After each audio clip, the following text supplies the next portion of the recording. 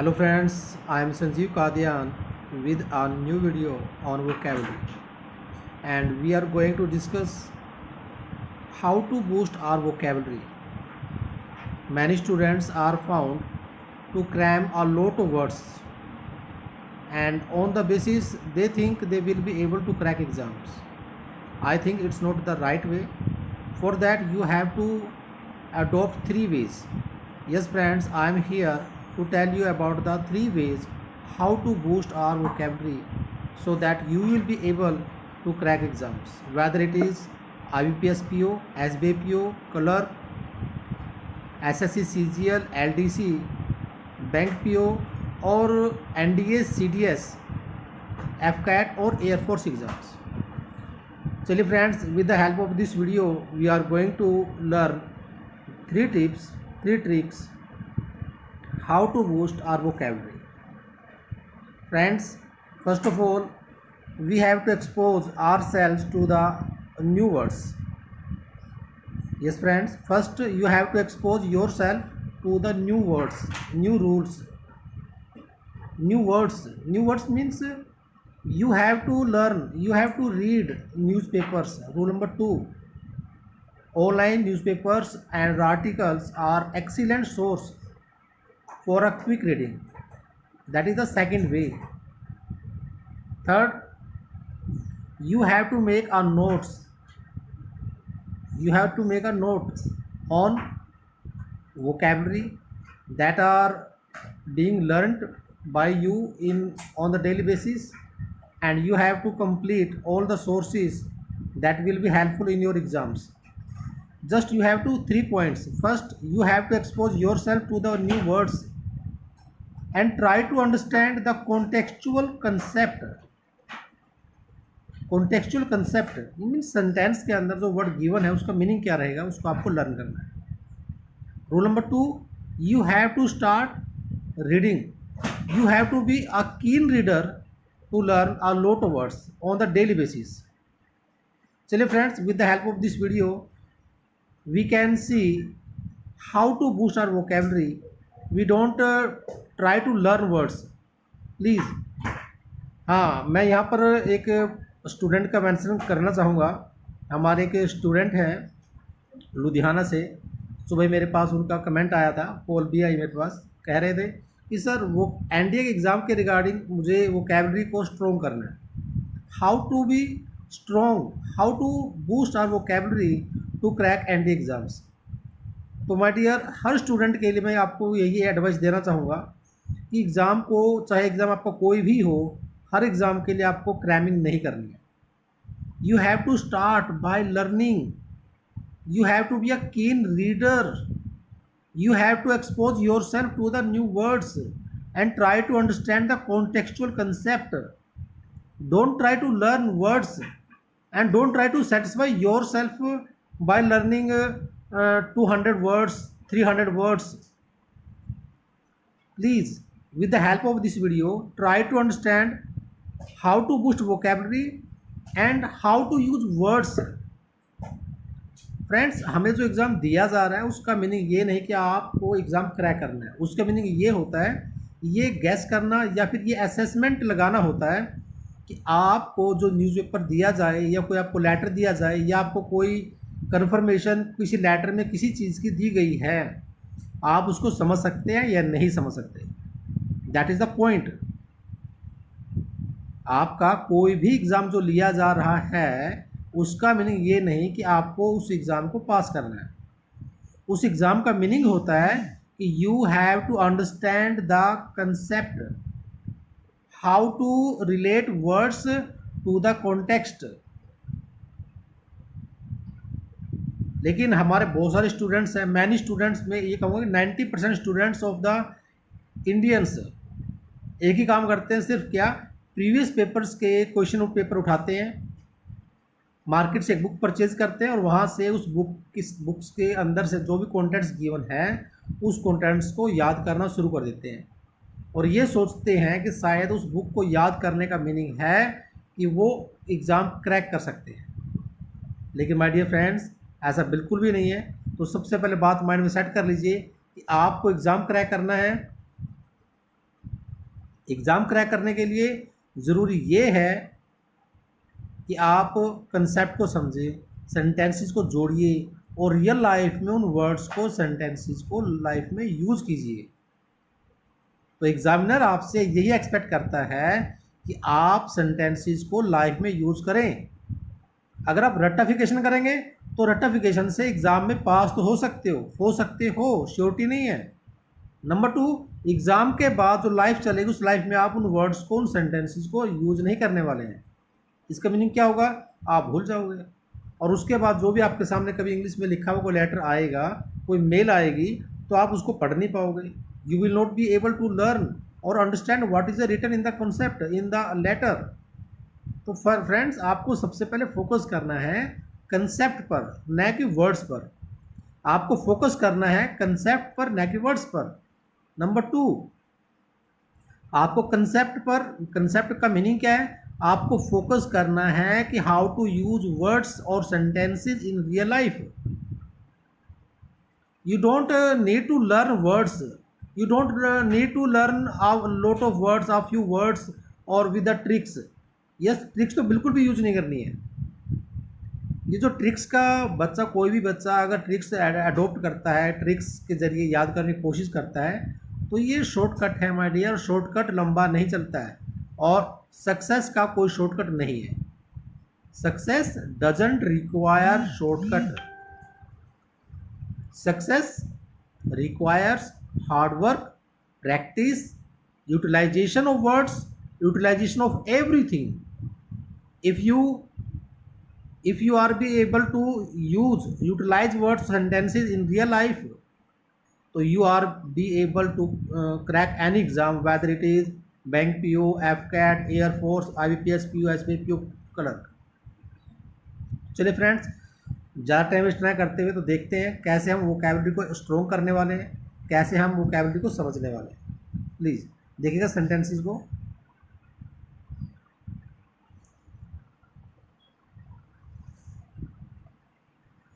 My dear friends, यहाँ पर देखिए एक सेंटेंस गिवन है।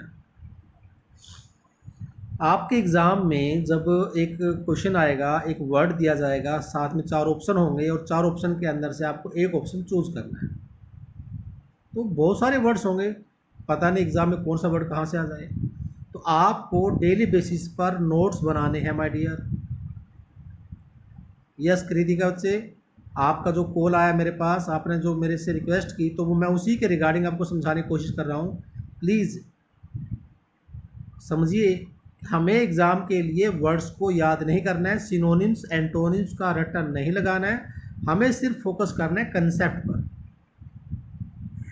कंसेप्ट मीन्स सेंटेंसेस को जोड़ना और रियल लाइफ में यूज़ करना। तो देखिए सेंटेंस में लिखा हुआ है, the company has been an improbable growth story. अब इसका मीनिंग हमें आता नहीं है। पेपर में क्या होगा, पेपर में एक वर्ड दिया जाएगा इम्प्रोबेबल और नीचे 4 ऑप्शन गिवन होंगे और आपको फाइंड आउट करना होगा एग्जैक्ट और राइट आंसर, और वहाँ पर आप भूल जाओगे।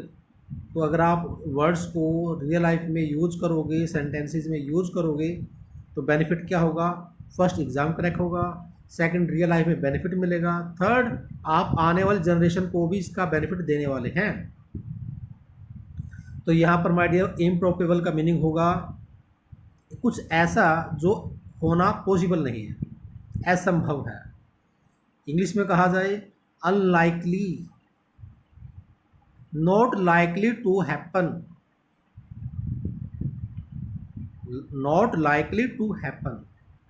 इसका होने का चांस नहीं है, संभव नहीं है, असंभव है। मीनिंग क्या बना? इस कंपनी की ग्रोथ स्टोरी जो है वो इम्प्रोबेबल है, वो असंभव है, वो अविश्वसनीय है, उसके ऊपर विश्वास नहीं किया जा सकता। Not likely to be true, यानी कंपनी की ग्रोथ कहानी सच्ची नहीं है। चलिए सेंटेंस नंबर 2 में देखते हैं।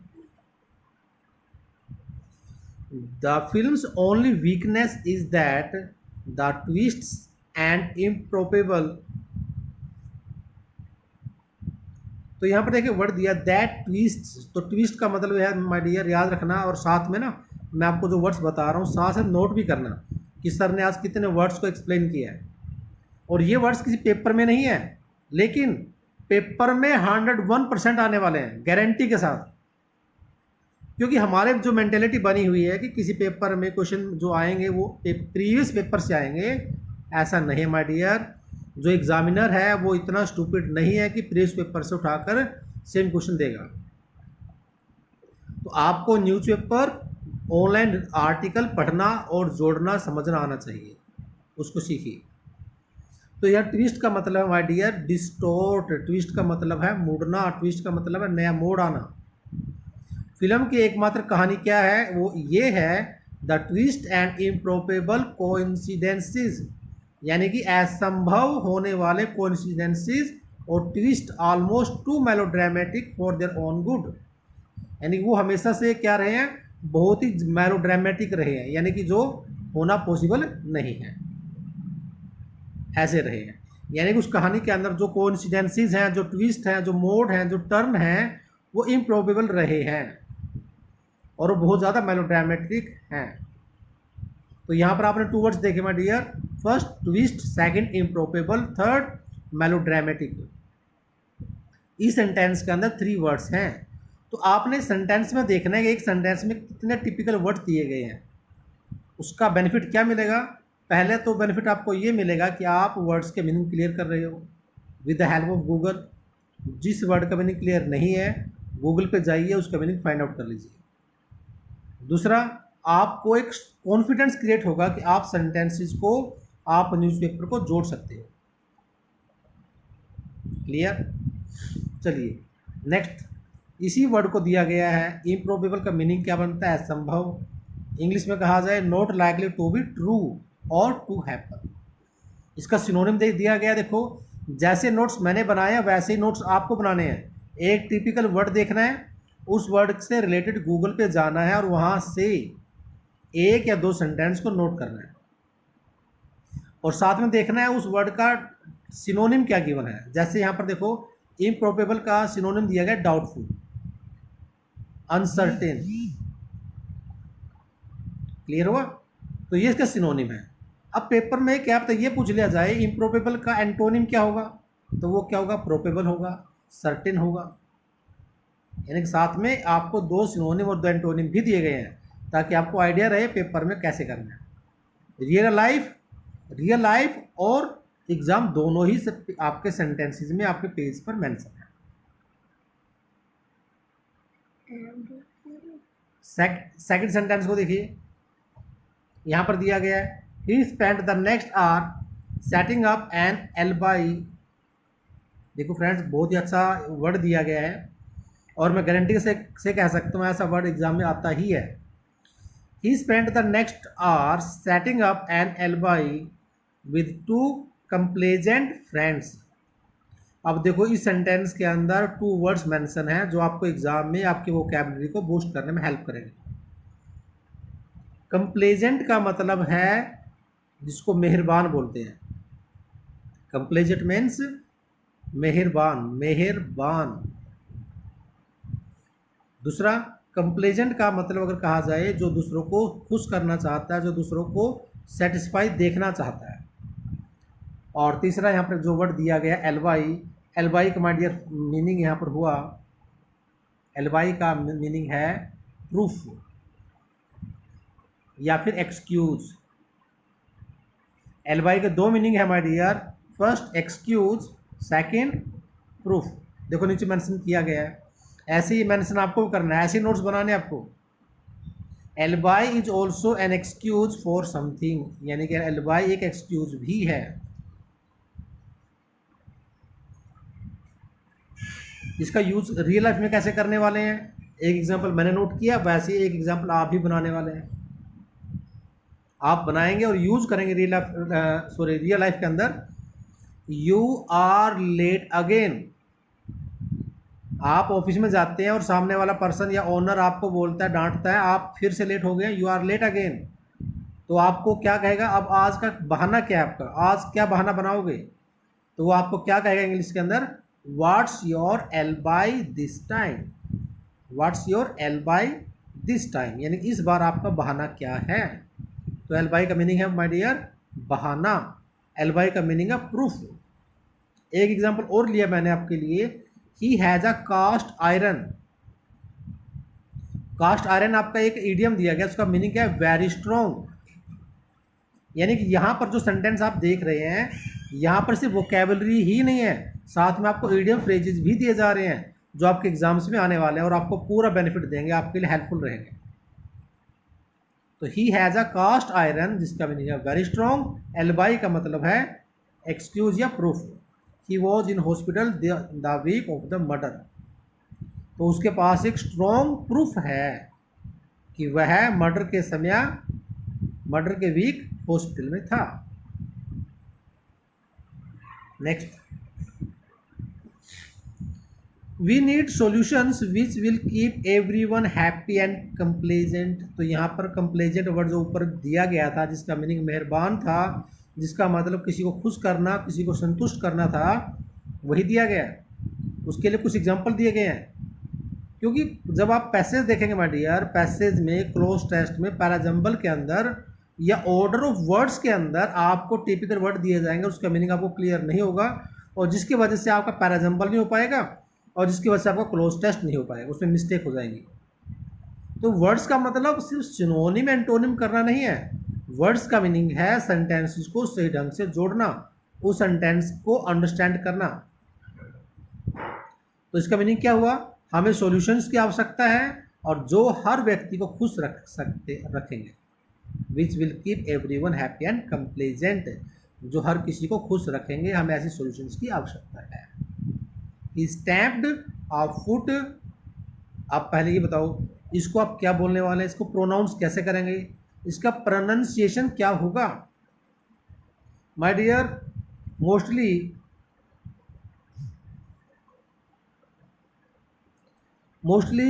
हमारे इंडियन स्टूडेंट्स यही करते हैं, जो वर्ड लिखा है उसको एज इट इज़ ही पढ़ते हैं। तो यह यहाँ पर जो लिखा है वर्ड है, आप उसको ऐसा कुछ पढ़ेंगे, सॉरी, पेट्यूलेंटली ऐसा पढ़ेंगे आप, पेट्यूलेंटली। तो ये प्रोनाउंसिएशन रॉन्ग है। तो पेट्यूलेंटली नहीं होगा, आप कहने वाले हैं पेचुलेंटली, पेचू, आप कहेंगे इसको पेचुलेंटली। अब आप कहेंगे इसमें चाय की आवाज़ नहीं आ रही है, तो माय डियर टी यू यहाँ पर जो आवाज़ दे रहा है वो च की दे रहा है। ही स्टैम्प्ड अ फुट पेचुलेंटली। तो पेचुलेंटली का मतलब हुआ गुस्से में, उसने पाँव गुस्से में रखा।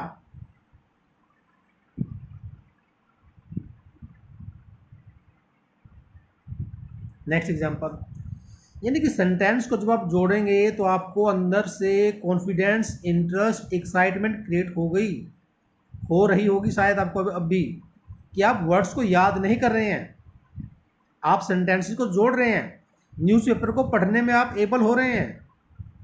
The bolt keeps breaking. Bolt थी जो चिटकनी थी वो टूटी हुई थी। And I can't figure out Y.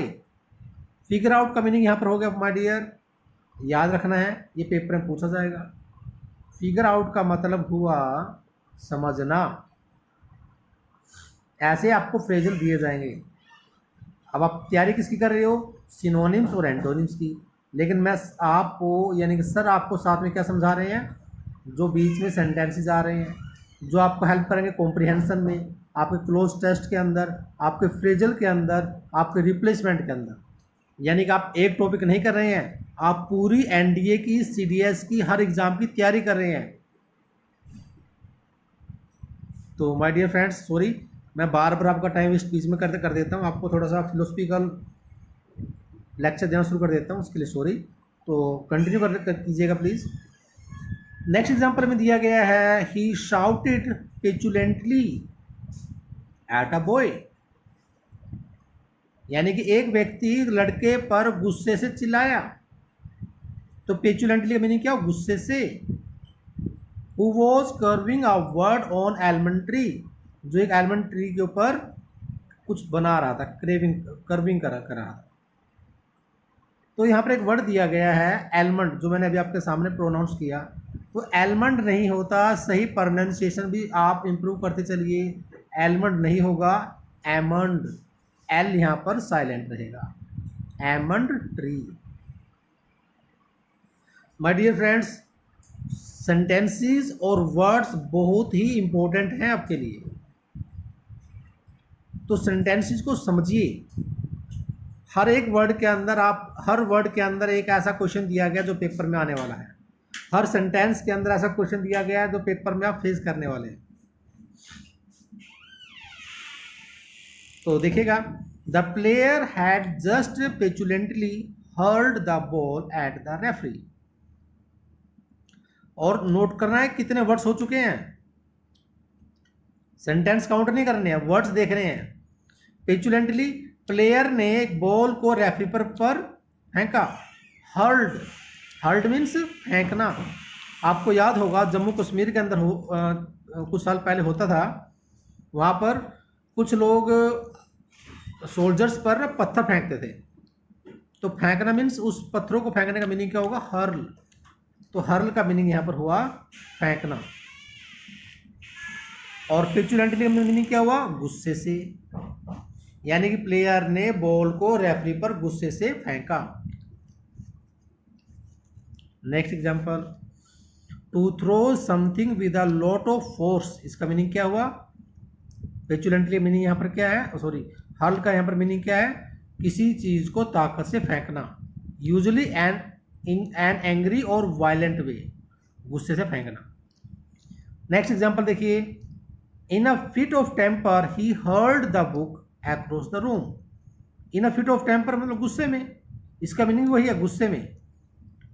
उसने गुस्से से किताब को कमरे में फेंक दिया। Next example, youth hurled stones at the soldiers. ये हमने अभी भी डिस्कस किया था कि यूथ्स ने क्या किया, सोल्जर्स पर पत्थर फेंके। तो स्टूडेंट्स, मैं आपको एक पॉइंट यहाँ पर समझाना चाहूँगा। यहाँ पर आप एग्जांपल देख रहे हैं number 2, in a fit of temper. तो माय डियर, मुझे याद आ रहा है ये क्वेश्चन पेपर में कई बार आ चुका है, और सिर्फ उसमें मिस्टेक क्या होती है, आपसे पूछी जाएगी एरर कहाँ पर है, स्पॉटिंग द एरर।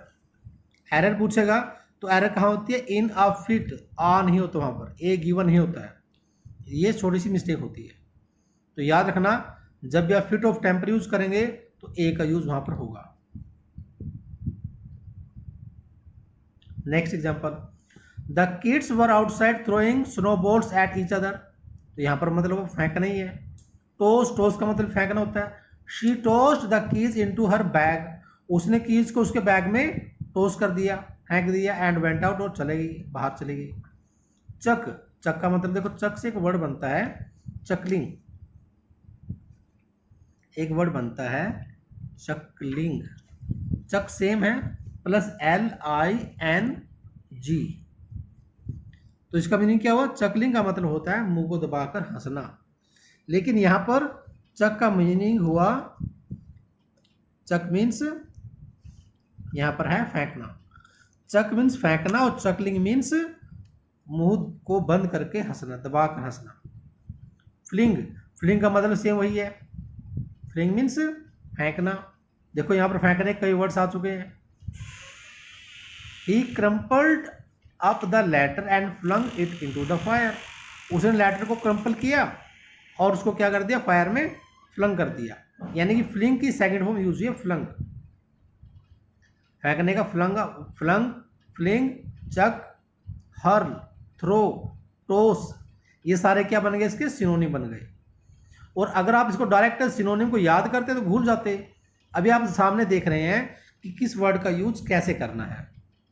तो प्लीज़ चलिए, थोड़ा टाइम ज़्यादा हो जाएगा तो कम टाइम देते हुए सेंटेंस को कवर करते हैं। टू मूव इन अ ब्रस्क और हेडलॉन्ग मैनर। तो माय डियर, यहां पर 2 वर्ड्स फिर आ गए आपके सामने। ब्रस्क और हेडलॉन्ग दोनों का मतलब होता है गुस्से से, यानी गुस्से में मूव करना, गुस्से में चले जाना।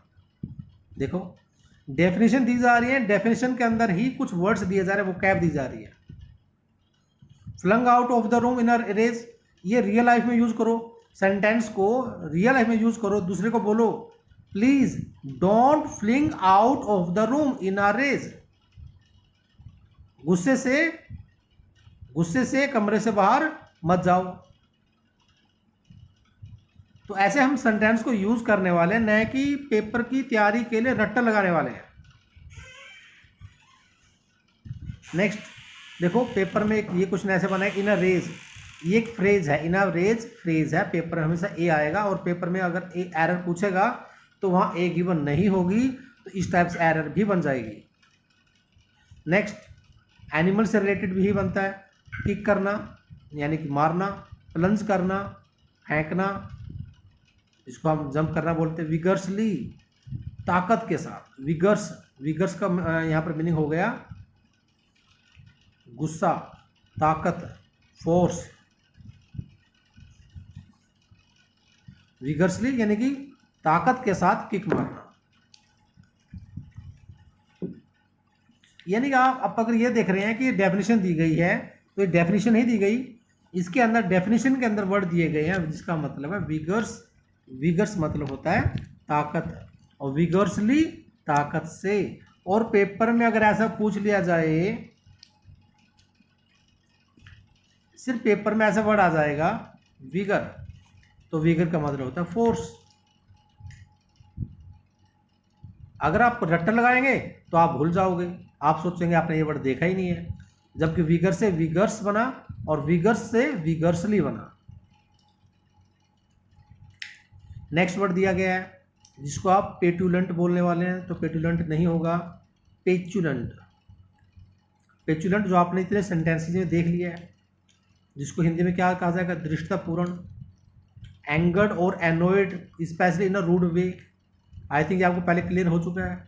इसका सिनोनिम क्या बनेगा, इम्पेशेंट, फ्रैक्सस। अपोजिट क्या बनेगा, एग्रीएबल, पेशेंट। पेशेंट का मतलब मरीज भी होता है, और पेशेंट का मतलब यहाँ पर धैर्यवान भी होता है। फिर आपका यही वर्ड आप पहले ऊपर कर चुके हो, यानी कि वर्ड को अगर हम देखें तो थर्ड वर्ड है आपके सामने, लेकिन थर्ड वर्ड पर आने से पहले आप कई काफ़ी वर्ड्स पहले कंप्लीट कर चुके हैं, like vigour, vigorously, first vigour, second vigours, third vigorously, number 4 petulant, number 5 petulantly, complacent, है ना। तो इस टाइप से आप काउंट करना, बहुत सारे वर्ड्स हो चुके हैं। चलिए, तो कंप्लेजेंट का मतलब मेहरबान, मीनिंग इंग्लिश में दिया गया है विलिंग टू सेटिस्फाई अदर्स। तो आपको माइट ऐसे ही करना है, सेंटेंसेस न्यूज़पेपर से उठाने हैं, जहाँ पर टिपिकल वर्ड दिए गए हैं उसका मीनिंग गूगल की हेल्प से फाइंड आउट करना है, और उसके नोट्स बनाने हैं। नोट्स पर आपने एक सेंटेंस न्यूज़पेपर गूगल से उठाना है और उसको रियल लाइफ में यूज़ करना है, उस वर्ड को रियल लाइफ में यूज़ करना है, तब आप याद रख पाओगे पेपर तक, अदरवाइज ये क्रैमिंग हो जाएगी। तो कंप्लेजेंट का सिनोनिम क्या होगा, एमिएबल। एमिएबल मीन्स जो मैत्रीपूर्ण होता है, पोलाइट।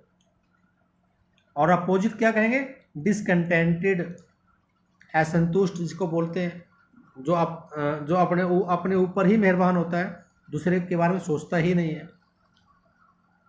नेक्स्ट वर्ड दिया है एंटेगनिस्टिक, यानी जो खिलाफ है, एंटी है। तो देखो आपके सामने अपोजिट वर्ड्स भी आ गए हैं। तो आई थिंक फ्रेंड्स, आज इस वीडियो में इतना ही कवर करने वाले हैं।